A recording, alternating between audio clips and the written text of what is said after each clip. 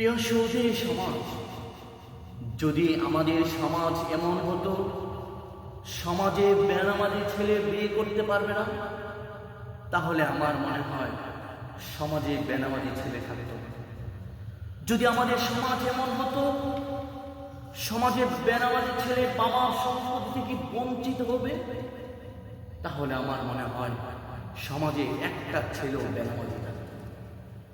যদি সমাজটা এমন হয়ে যেত সমাজে বেপর্দা মেয়ে কেউ বিয়ে করবে না, বেপর্দা মেয়ে বিয়ে হবে না, তাহলে আমার মনে হয় সমাজে বেনামাজি আর বেপর্দা মেয়েও থাকবে। যদি সমাজে এমন হতো বেনামাজি ছেলের সাথে আত্মীয়তা করা যাবে না, তাহলে আমার মনে হয় সমাজে বেনামাজি থাকবে না। কি বলেন, ঠিক না? আল্লাহ তাআলা আমাদের সকলকে নামাজ 5 ওয়াক্ত নামাজ পড়ার তৌফিক দান করুন।